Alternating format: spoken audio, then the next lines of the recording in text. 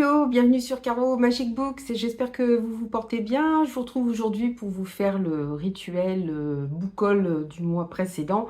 Donc ici, ce sera le book haul du mois de septembre. Je ne sais pas s'il va être en une ou deux parties, ça va dépendre du temps que je vais prendre à vous, à vous parler de mes réceptions et achats. Je vais commencer déjà par les services presse que j'ai reçus.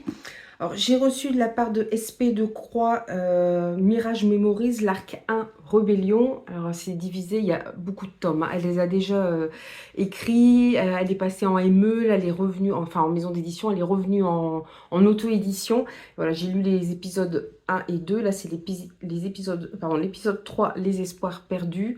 Avec, je trouve cette couverture qui est magnifique. J'ai eu plein de goodies avec. Enfin, c'est super. Ah, c'est pareil. Le livre est très très bien travaillé à l'intérieur. J'adore. En fait, on va suivre. On est dans une dystopie, roman post-apocalyptique d'anticipation où la planète est complètement désertique. Et suite à cette fin du monde, enfin quasiment fin du monde, puisqu'il reste encore des humains, les humains se sont divisés en deux groupes, avec d'un côté ceux qui ont développé des dons, qu'on appelle, je crois, les télépathes, tout simplement, et puis ceux qui n'en ont pas, et évidemment, parmi les télépathes, alors pour ceux qu'on va suivre, ils ont un chef, et lui ne pense qu'à prendre la main sur les pauvres humains qui n'ont pas de pouvoir. Il veut s'emparer de tout. Et d'où le titre Mirage Memories, puisque les humains sans don, se sont réfugiés dans une cité qu'ils appellent Mirage, qu'ils ont réussi à protéger des pouvoirs des télépathes. Donc là, on a deux factions, mais il y a quelques jeunes qui ont des dons qui décident de quitter leur chef, qui est complètement tyrannique, et de se rendre dans la cité de Mirage. Alors évidemment, ils ne sont pas super bien accueillis parce qu'on les traite avec beaucoup de méfiance, vu qu'ils étaient plutôt du côté des méchants. Puis il y a eu quand même pas mal de morts du côté humain. Voilà. Et on va suivre leur histoire. On va apprendre pas mal de choses aussi sur le passé de ces jeunes, sur le passé de leurs parents. On va voir les liens en fait qui les unissent les uns aux autres. Et c'est vrai que c'est assez prenant, c'est assez visuel comme roman parce qu'il y a pas mal de scènes d'action. Vous savez, un peu, on est dans le désert là, avec des engins qui vont très vite. Ça fait un peu penser à Mad Max quelque part. Voilà, c'est assez visuel. Et il y a, voilà, puis il y a pas mal de relations qui se développent aussi au sein des deux groupes parce que il y a beaucoup de méfiance au départ entre les deux, mais ils vont se trouver des points communs. Et voilà, il y a un beau développement aussi des personnages. Et bon, je suis très contente que l'autrice m'ait à nouveau fait confiance pour m'envoyer ce tome 3. Voilà, il y aura quand même pas mal de, pas mal de tomes. Et c'est bien retravaillé. En plus, vous avez des glossaires, tout ça. Vous avez la reprise des noms, des personnages pour qu'on s'y retrouve. Donc, c'est vraiment bien fait. Donc, je ne devrais pas tarder à le lire, celui-ci. J'ai reçu aussi, alors là, c'était lors d'un concours, La magie en héritage de Lila Pamperetti, où on va suivre deux sœurs dont la grand-mère vient de décéder. Et en se rendant dans le grenier de cette dernière, ils découvrent un grimoire très mystérieux et elles vont se retrouver propulsées dans un autre monde. Donc on va avoir quelque chose d'assez magique. Alors je pense qu'on est dans du young adulte, mais bon, j'avoue que moi j'aime bien la fantasy young adulte. Je vous montre le petit marque-page avec. J'aime beaucoup la fantasy young adulte, donc c'est pour ça que j'étais très contente de l'avoir gagné en concours. C'était super. Ensuite, j'ai reçu par les éditions Scrinéo le tome 1 du manoir de Castelcats, L'automne des aspirants de Alain T. Puységur. En fait, Scrinéo, je lis des manuscrits pour eux. Et quand vous en avez lu, c'est 3, je crois, vous avez le droit de choisir un livre parmi leur catalogue, mais un livre qui a plus de 3 mois. Donc 3 mois ou 6 mois, je sais plus. Enfin, de toute façon, je vais repérer celui-ci. En fait, celui-ci au départ, parce que apparemment c'est un peu style manoir école de magie, un peu style Harry Potter, mais avec des chats. Alors, du coup, ça me tentait pas du tout. Et j'ai vu tellement de bons retours que je me suis dit, ah, faudrait quand même que je le tente. Donc, j'avais mis dans ma liste. Et puis, bon, je vois toujours de très bons retours, donc je regrette pas. Encore une fois, je trouve que le travail éditorial est très très beau. Vous avez à l'intérieur, ça fait penser, c'est un peu comme Gulfstream aussi, ils font un peu dans ce style-là. Mais en tout cas, c'est très beau et voilà, donc je suis très contente. de l'avoir eu aussi. Ensuite, j'ai reçu, là c'est pareil, c'est l'auteur qui m'a contacté, Guillaume Dicaro. Alors celui-là, ce ne sera pas pour tout de suite, puisque c'est un livre plus de Noël, donc je le lirai en novembre. C'est Un soir de décembre, Mission givrée pour sauver Noël, où on va suivre, je ne dis pas de bêtises, Paul, Rose, Sophie et Jean, qui n'imaginent pas à quel point la visite de leur oncle magicien pardon, va tout chambouler. Comment aurait-il pu croire qu'une boule de Noël, sortie tout droit d'un calendrier de l'Avent magique, allait les propulser dans une drôle d'aventure palpitante mais risquée? Tic-tac, le temps est compté. En ce soir de décembre, entourés de personnages loufoques, les jeunes aventuriers vont devoir percer le mystère qui menace la magie de Noël. Alors c'est un roman jeunesse à partir de 9 ans. Je l'ai pris en me disant que j'aimerais bien le lire avec mes enfants en fait. Donc j'aimerais bien qu'on essaie de se caser de temps en temps, le soir, un chapitre par-ci par-là, ou même si moi je le lis, le relire avec eux. J'aimerais bien le lire avec eux. Ce serait vraiment sympa à partir de 9 ans, comme ils ont 10 ans. Ce serait impeccable. Mais celui-ci, bon, l'auteur m'a demandé de plutôt le chroniquer en novembre, hein, parce que là, c'est vrai qu'en octobre, ça n'a pas trop de sens. Alors, j'ai reçu aussi le pendentif lisbarien, premier extrait des légendes des trois provinces de Nat Daniels. Pareil, l'autrice m'avait contacté sur Bookstagram. On est encore une fois dans de la fantaisie. Peu de temps après son arrivée dans la capitale du royaume, Catel est parfaitement heureuse. Elle est entourée de nouveaux amis, découvre le petit monde des gnomes et ressent ses premiers émois amoureux. Même son plus grand rêve de devenir mage semble enfin se réaliser. Mais derrière les apparences se cache un mal pernicieux et les gens qui l'entourent ne sont peut-être pas ce qu'ils semblent être. Elle va apprendre à ses dépens que la magie présente différentes facettes dont certaines sont terrifiantes. Donc à voir, j'aime beaucoup la couverture. Le tome 2 est déjà sorti, en fait j'avais repéré le tome 2 sur Instagram et là l'autrice m'avait contacté, m'a dit voilà, ça c'est le tome 2 et voilà, elle m'a proposé de l'envoyer, donc j'ai dit oui, avec plaisir. Toujours pour rester un petit peu dans de l'horrifique, j'ai reçu Solom, je ne sais pas si on dit Solom ou Solom du coup, livre 1 de Jacques Aubin, où la couverture, déjà la couverture, rien que la couverture, ça me donne envie de le lire, j'ai eu trop envie. On va suivre, alors est-ce qu'il est le... Non, c'est pas marqué le nom du personnage principal. On va suivre un paysan durant la guerre de 100 ans qui va tout perdre et qui, pour se venger, décide d'intégrer l'Inquisition. Mais apparemment, il va aussi intégrer une branche un peu spéciale de l'Inquisition.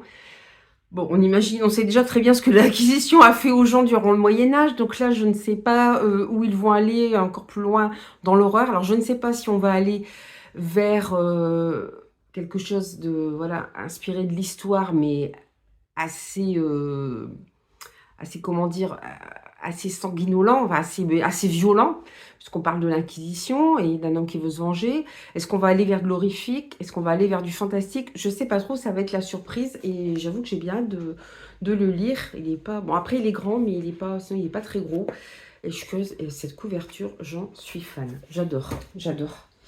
Sinon, alors ceux-là, je les ai déjà lus. C'est le Nouvel Ordre. Je ne l'avais pas présenté, je ne sais plus.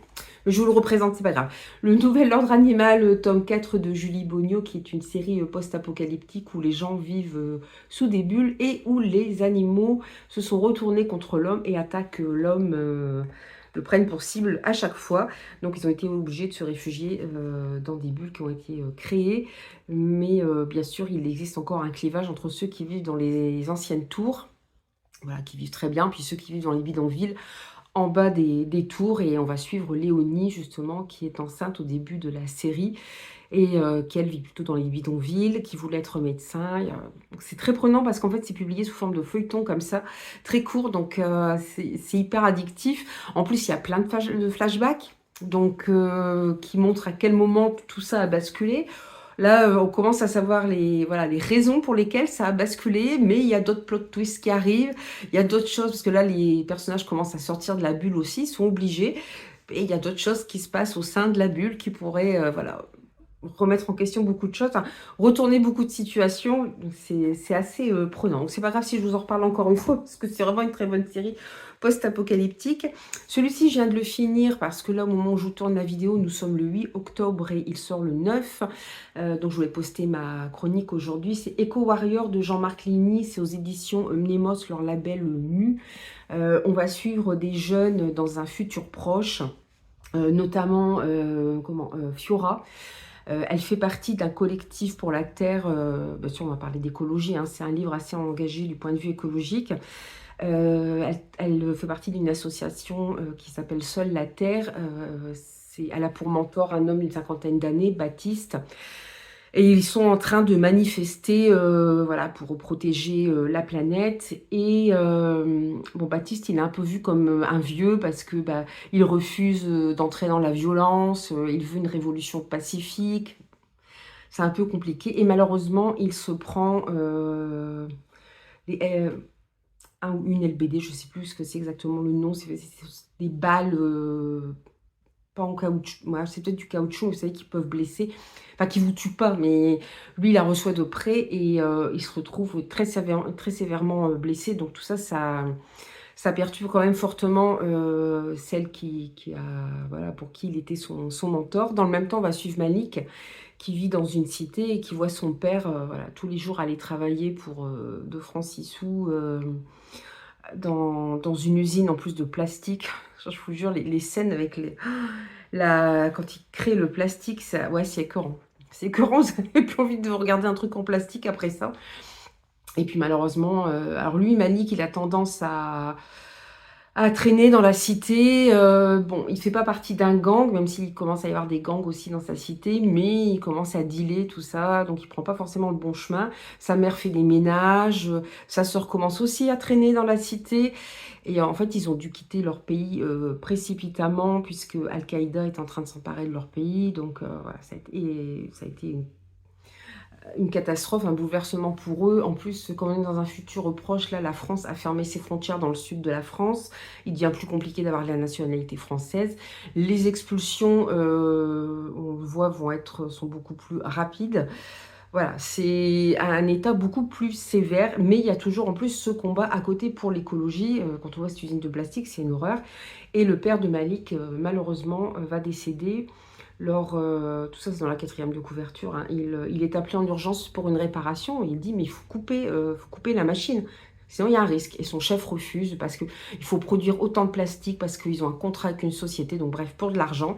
Et l'usine explose. Alors je vous dis pas les retombées, j'ai eu l'impression, alors toute proportion gardée, hein, mais j'ai eu l'impression d'être dans le téléfilm Tchernobyl, hein. Mais bon, c'est pas, voilà, c'est pas radioactif, mais n'empêche, ils disent aux jeunes, aux personnes, enfin aux plus jeunes, aux enfants, aux personnes âgées, à ceux qui ont des problèmes de maladie, de ne pas sortir. On imagine le nuage qui a dû tomber sur la cité et les alentours, ça doit être une horreur. Et puis en fait, Fiora et Malik vont se rencontrer lors d'une manifestation. Parce que Malik, en plus, a un gros sentiment d'injustice. Il perd son père, mais en plus, on essaie de faire porter le chapeau à son père. Alors que lui avait demandé à ce qu'on ferme cette machine pour qu'il n'y ait pas de risque.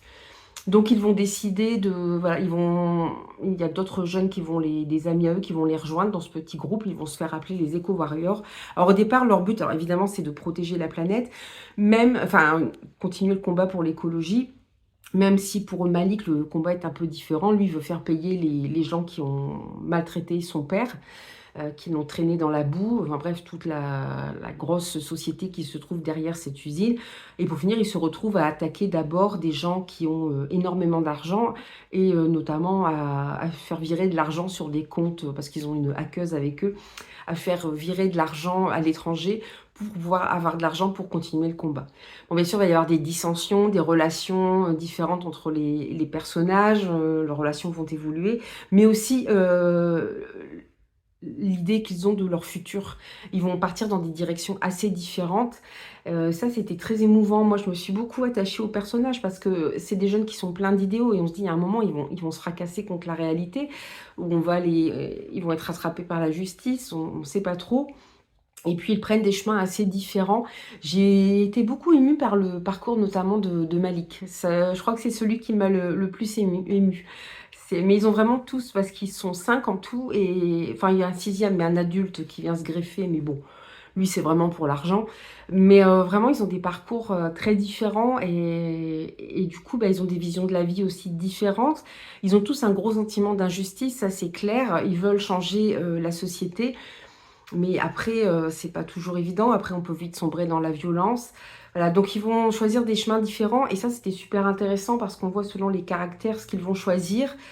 et où ça va les mener. Et voilà, j'ai beaucoup aimé les différents points de vue. Je trouve que l'auteur, en plus, j'ai oublié de le noter dans ma chronique ça, mais je trouve que l'auteur a très bien su se mettre dans la peau de ces jeunes, adopter aussi leur façon de parler. Et ça, j'ai beaucoup aimé, qu'on a vraiment l'impression d'être avec eux. Ils ont une vingtaine d'années, voilà, ils sont tous plus ou moins victimes d'injustice et ils veulent réparer ce monde. Et bon, malheureusement, c'est pas aussi simple que ça, même si effectivement, on se rend compte à la fin que même des petites actions, des grosses actions, ou plus grosses, peuvent changer des choses, ou même des petites actions qu'on fait pour soi-même. Si on change nous-mêmes notre façon de vivre, ça peut changer beaucoup de choses. Donc c'est bon, je trouve voilà, ça peut être assez dur par moment, puisqu'on parle de voilà d'écologie, de combat. Ils vont vite être taxés d'éco-terrorisme. Mais je trouve qu'il y a une lueur d'espoir quand même à la fin, et notamment avec le personnage de Malik. Donc là, bah, il sort très bientôt, si vous voulez vous le procurer. Il sera sorti quand la vidéo sortira. Au niveau des partenariats, j'ai reçu 2 livres. Alors, un que j'ai commencé et l'autre que j'ai fini aussi. C'est Sylphide pardon, de Tiffaine Bleuven aux éditions Château d'Âme. Toujours avec ce... J'adore leur charte graphique. Et en fait, on va suivre une jeune fille, Roxane, dont le petit ami, c'est Hans, je crois, ouais, c'est ça, il est d'origine allemande, est un influenceur, enfin, il fait de l'urbex, mais paranormal. Donc, il va dans des châteaux où il espère capter des choses paranormales. Et là, je ne sais pas si vous voyez, mais il y a un château. Et Roxane va avec lui. Alors, Roxane, c'est quelqu'un qui a des gros problèmes d'anxiété, qui a toujours été la mal-aimée de sa famille. Donc, elle n'est pas très proche de ses parents, mais du coup, elle n'est pas du tout sûre d'elle. Elle est très anxieuse. Elle est proche de sa sœur, par contre. Et voilà, et elle a tendance à un petit peu trop se reposer sur Hans. Et ils se rendent dans ce château. Et puis, elle va voir apparaître un portrait dans lequel apparaît ce jeune homme qui vient du XVIIIe siècle et qui va lui apparaître en vrai. Donc c'est très romanesque hein, comme roman. Il y a énormément de romances. Il y a évidemment du fantastique, hein, parce que lui vient du XVIIIe siècle. Bon, Sylphide, vous savez que ce sont des créatures fantastiques aussi qui sont censées représenter l'air.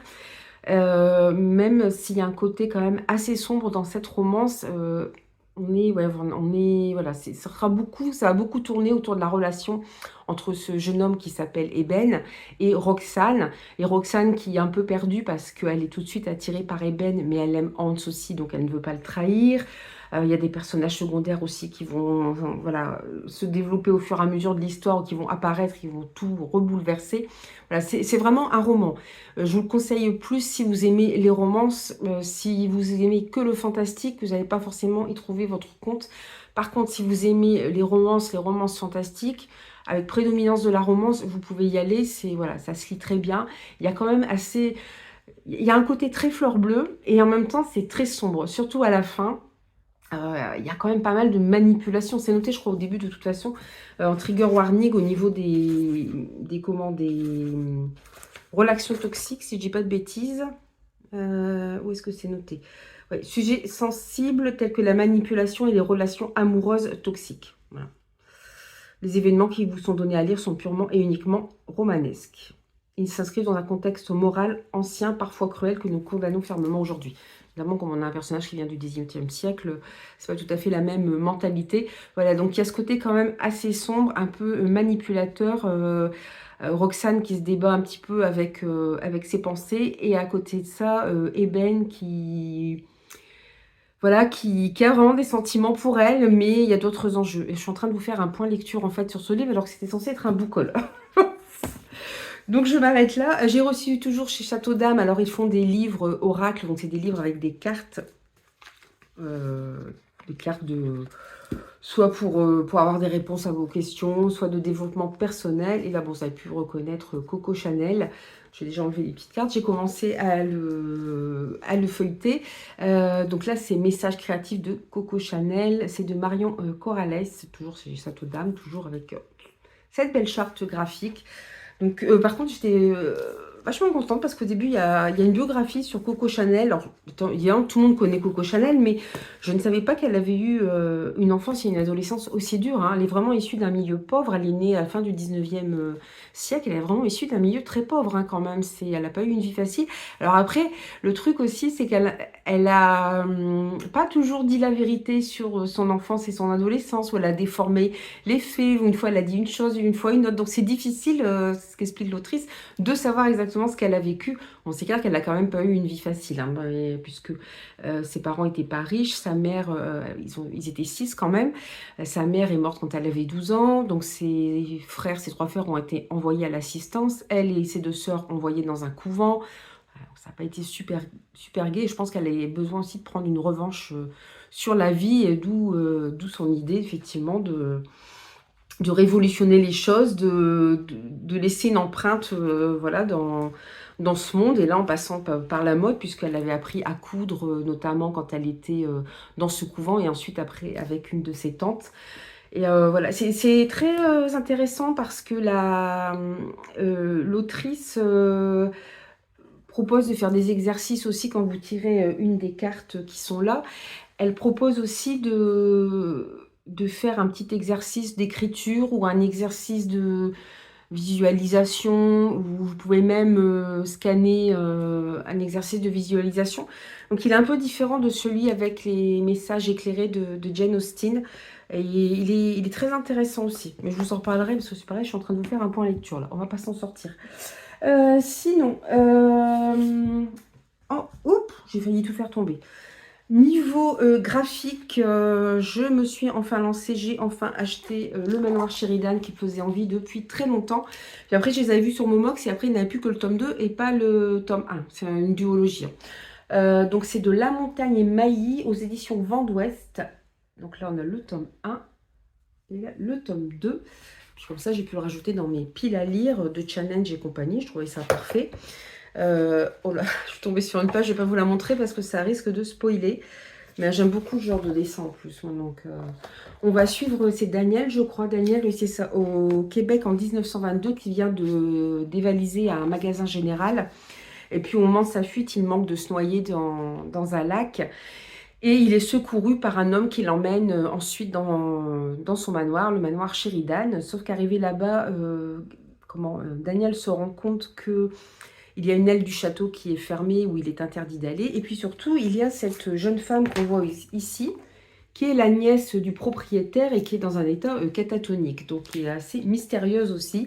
Bon, vous savez, vous connaissez mon amour des lieux mystérieux, des manoirs où il se passe des choses étranges, des manoirs hantés, ou parfois carrément des lieux ou des habitations qui prennent vie. Là, franchement, ça m'a fait penser à La Chute de la Maison Usher de Edgar Allan Poe, où on a un peu cette histoire aussi de maison inquiétante, de jeune fille.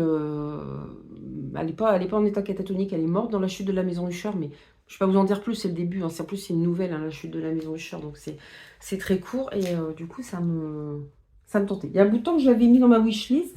Et là, comme j'ai vu qu'ils avaient à nouveau le tome 1, ben, j'en ai profité. Pour rester, dans le sombre et dans les graphiques, j'ai pris aussi hashtag DRCL tome 2 Midnight Children de, alors attention, Shinichi Sakamoto, pardon. C'est aux éditions Kiun. C'est une réécriture de Dracula, d'où DRCL au début. Alors le livre n'est pas abîmé, hein, c'est fait exprès qu'il ait des coups comme ça. Enfin, j'ai l'impression qu'il a été plié. Et, je ne sais pas si vous voyez bien les images, mais je les trouve très très très très belles. On a vraiment l'impression de tenir un vieux livre entre ses mains. C'est superbe. Bon, on voit pas de couleur par contre. Le tome 2 est sorti il n'y a pas très longtemps. C'est le tome 2, il est sorti il n'y a pas très longtemps. Et je ne sais plus quand est-ce que sort le tome 3. Donc moi évidemment Dracula, j'ai foncé. Hein, les vampires sont mes créatures fantastiques préférées. Donc je ne pouvais pas passer à côté. J'ai complété ma collection de... Alors, Suicide Squad, puisque enfin, ma book, ma passion, m'avait redonné le nom de ce manga dont je cherchais le nom depuis longtemps. Il me semblait qu'il y avait le mot suicide dedans, mais j'étais partie sur un titre français alors que c'était un titre... j'ai dit Suicide Squad. Non, je crois que j'ai dit Suicide Squad. N'importe quoi. Suicide Island. m'étonne pas que je m'en sorte pas. Voilà, donc je cherchais le mot suicide, mais je cherchais en français, en fait, et Suicide Island, le nom de ce manga. Donc je remercie encore de m'avoir donné le nom, parce que ça fait des années que je cherche. Bon, après, parfois j'oubliais aussi, donc c'est pour ça que je ne redemandais pas. Alors le truc, c'est que j'avais trouvé le tome 1, et puis en fait le tome 2, impossible de le trouver. Ça c'est pas le tome 2, c'est le tome 4. Impossible de le trouver, sauf en anglais. Je me suis dit, je viens pas le prendre en anglais, quoi. Où il était à des prix exorbitants en français. Et en fait, sur Vinted, il y a des gens qui les vendaient. Et notamment, il y a quelqu'un qui vendait les 4 premiers tomes pas très cher. Donc du coup, j'ai le tome 1 en double, je le revendrai. Mais j'en ai profité, du coup, j'ai pris les 4 premiers. Donc voilà. Là, c'est de qui? De Kujimori, c'est chez Kazé. J'avais lu le 1, 2, peut-être troisième tome sur le 1 et le 2, mais cette histoire m'avait perturbée parce qu'en fait, ce sont des jeunes japonais qui ont tenté de se suicider. Et bah, là-bas, c'est très mal vu au Japon. Hein, on tentait de vous suicider. Enfin, du moins, à cette époque-là, ça a peut-être changé depuis. Mais c'était très mal vu et on vous aidait pas, quoi. On vous aide pas vraiment quand vous sortez de l'hôpital. Là, du coup, bah, en fait, ces jeunes qui ont tenté de se suicider, on les met sur... Ils se réveillent, ils sont sur une île où ils se retrouvent avec d'autres personnes qui ont tenté de se suicider. Et puis, on sait pas trop ce qui va se passer sur une île. Encore une fois, je ne sais pas si on va être sur un truc de survival ou si ça va partir sur glorifique ou juste enfin, glorifique, fantastique ou juste glorifique du fait des relations entre les personnages. Je ne sais pas trop, mais voilà, je suis très contente d'avoir enfin pu retrouver cette série de mangas. Dans un autre genre, ça c'est une collègue qui m'en avait parlé. Bon, je les avais vus passer, hein, mais j'étais pas trop tentée. C'est une réécriture de Moriarty, hein, le grand méchant, la némésis de Sherlock Holmes. Alors là, c'est... Bon, je vais éviter de vous dire le nom des auteurs, ça évitera de les écorcher. Par contre, c'est édité par Kana et j'ai trouvé les 2 premiers en brocante. C'est pour ça que je les ai pris. Je me suis dit que j'allais tenter parce que ma collègue m'a dit que c'était vraiment très bien, que c'était bien foutu, que c'était une belle réécriture de Sherlock Holmes et puis du point de vue de Moriarty. Donc, je suis tentée. Celui-là, j'arrête pas d'en entendre parler. J'avais hésité à le prendre aussi. Ce sont les liens du sang. Alors, est-ce que c'est de Shuzo Oshimi chez Kiun Seinen? Alors, ça a l'air très doux comme ça. J'ai que le tome 1 et 2. Ça a l'air très doux, mais en fait, on va parler de relations toxiques entre une mère et son fils. Alors là, il est petit, mais je pense qu'on va le voir grandir au fur et à mesure. Et je l'ai feuilleté, et c'est vrai qu'il y a des images qui... elles sont étranges. Elles sont étranges. Un peu barrées, un peu étranges. Bon, déjà, regardez, c'est une des premières images. Je sais pas, il y a quelque chose d'étrange dans cette image. Voilà. On va pas être vers du fantastique ni rien. Je pense qu'on va vraiment parler de relations toxiques. Alors j'ai hésité parce que c'est pas forcément ma tasse de thé. Mais j'en ai tellement entendu parler que je me suis dit que j'allais quand même tenter. Ça, voilà. On m'a trop tenté, donc j'ai été faible, je n'ai pas résisté. En poche, j'ai trouvé en brocante aussi les fables de Lumpur de Pierre Bordage. Comme c'est un auteur que j'aime bien, je me suis dit que j'allais en profiter aussi. Donc c'est de la fantaisie. Et là, on est dans le pays de la Dorgne. Des êtres mi-hommes, mi-animaux perdent peu à peu leur patrimoine humain et s'enfoncent lentement dans la régression animale. Tribu dominante, carnivore, communauté agricole servant de nourriture au clan prédateur, tous sont soumis par le clergé aux lois de Lumpur qui punissent de mort les mélanges entre clans et les comportements individualistes. Parce qu'ils ne supportent pas de voir la jeune Troya qu'il aime livrée aux appétits collectifs lors de la cérémonie rituelle de reproduction, Veir brise l'enclos de fécondité et s'enfuit en quête des derniers dieux humains de la légende. Lui, le grogne paysan, va accomplir ce chemin en compagnie de Tia, une jeune prédatrice hurle en exil. Donc là, on va être vraiment dans des... On va suivre des hommes moitié humains, moitié animaux, mais qui perdent de plus en plus leur part d'humanité. Je ne sais pas si vous voyez, le tableau, c'est de Jérôme Bosch, ça? Bah oui. Alors, ça fait pas un super focus, mais c'est vrai que je me disais, ça ressemblait à du Jérôme Bosch, avec des créatures comme ça. Alors, si, c'est des êtres humains, mais ils ont l'air un peu spéciaux. Donc, c'est chez J'ai lu. C'est pareil, je l'ai trouvé en brocante. Et puis, celui-ci, j'en ai pas mal entendu parler aussi. Alors, pareil qu'il est assez violent, mais super intéressant. Et on va parler de druides, donc du coup, ça m'intéressait, puisqu'on va parler de folklore celtique. Je ne sais pas si on va être aussi dans de la légende. C'est pareil, j'ai lu, c'est de Olivier Perru. Et là, alors les druides règnent sur une forêt primordiale et sacrée sise au cœur du monde. Détenteurs d'une sagesse millénaire, ils sont les gardiens du pacte ancien, dont le respect garantit la paix entre les peuples. Mais un crime de sang d'une violence inouïe met en péril le fragile échiquier politique des royaumes du Nord. Le druide Aubrigand, aidé de ses 2 apprentis, ne dispose que de 21 jours, pas un de plus, pour élucider les circonstances du drame, faute de quoi une guerre totale éclatera.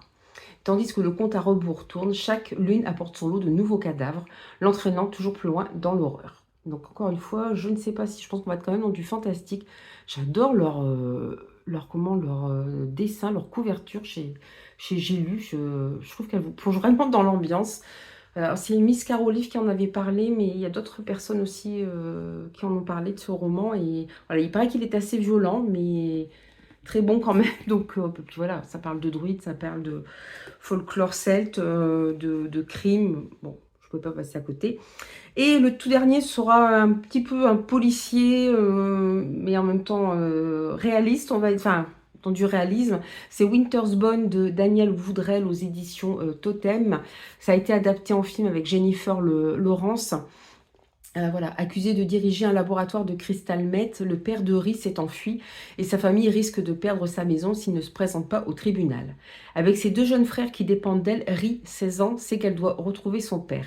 En plein cœur des monts Ozarks, avec l'hiver qui approche, elle comprend rapidement que poser des questions au rude clan Dolly peut être dangereux. Mais quand une révélation troublante se profile, Rhys trouve en elle-même des ressources inattendues et découvre une famille prête à tout pour protéger les siens. Alors, je ne sais pas si ça va être différent du film, parce que dans le film, déjà, c'est un frère et une sœur qu'elle a. Effectivement, son père oui, était trafiquant de drogue et il a disparu. Et elle, alors sa mère est complètement dépressive depuis la disparition de son père. Donc, la seule sur laquelle on peut compter, c'est sur Ri. Voilà, c'est elle qui s'occupe de la famille, qui s'occupe de tout, sauf qu'ils n'ont plus d'argent. Elle pense, et bon, sa mère aussi, que leur père, le père est décédé, sauf qu'on ne retrouve pas le corps. Enfin, ça, c'est dans le film. Et dans le film, tant qu'il n'y a pas le corps, donc on ne peut pas prouver qu'il est mort, donc ils ne peuvent pas toucher l'argent de l'assurance vie. Donc ils vont se retrouver à la porte de leur ranch et on risque certainement de les séparer. Alors, dans le film, c'est un frère et une sœur qu'elle a. Voilà, de son petit frère et de sa petite sœur. Donc, du coup, elle décide de partir à la recherche du corps de son père, hein, parce qu'elle a peu d'espoir qu'il soit quand même encore vivant. Et effectivement, quand vous commencez à aller interroger des gens qui trafiquent de la drogue, vous tombez pas sur, encore une fois, j'aime bien cette expression, mais sur des bisounours. Donc, c'est très, très, très dangereux. Elle prend des risques incroyables. Ce film, il est magnifique. Je crois que c'est ce qui avait révélé d'ailleurs Jennifer Lawrence avant qu'elle joue dans Hunger Games. Elle est incroyable dans ce film. Elle a un courage phénoménal parce qu'elle a affronté ces gens, c'est quand même, ils sont hyper menaçants. Mais elle fait tout ça pour sa famille, en fait, pour son petit frère et sa petite sœur. Et ouais, c'est un personnage féminin juste incroyable que j'avais beaucoup aimé. Donc du coup, je voulais lire le livre pour voir quelle était la version livresque exactement. Et puis on est au fin fond des États-Unis, voilà, où vous avez des rednecks ou à peu près, quoi, voilà, donc des gens pas forcément hyper civilisés qui vivent effectivement du trafic de drogue, des gens qui sont voilà, ils survivent comme ça avec le trafic de drogue. Les autres vivent plutôt dans la pauvreté, hein. Elle a un petit ranch avec sa mère et sa famille, mais voilà, elle tire le diable par la queue et quand le père décède, c'est encore pire, quoi. Donc voilà, on rentre vraiment dans une ambiance, voilà, au fin fond des États-Unis, mais vraiment les États-Unis dans ce qu'ils ont de plus pauvre, quoi. Donc c'est déjà une ambiance assez particulière. Et j'avais beaucoup aimé. De toute façon, le titre, c'est Les eaux de l'hiver, hein. Donc voilà. Donc on se doute bien que le père, quand même, mais de toute façon, c'est dit dans le film, mais voilà, c'est certainement plus des eaux qu'ils vont retrouver qu'un homme. Alors, à moins qu'on ait une différence avec le film, je sais pas trop. Mais voilà, en tout cas, j'avais très envie de le lire, donc du coup, j'ai sauté sur l'occasion quand j'ai vu qu'il était d'occasion, justement. Quel humour. Bref, du coup, je pense que je vais peut-être le refaire en 2 parties, ce book haul, parce que sinon, ça va encore durer 3 heures. Et puis je vous reprendrai voilà, pour vous faire la suite plus tard. N'hésitez pas à me dire s'il y en a que vous connaissez parmi ces livres, parce que bon, encore une fois, il y a des trucs qui sont un petit peu plus anciens, que vous allez peut-être connaître, que vous avez peut-être déjà lu, donc vous allez pouvoir me parler. Et puis on se retrouve bientôt pour une nouvelle vidéo. Je vous embrasse bien fort et je vous dis à bientôt. Bye bye.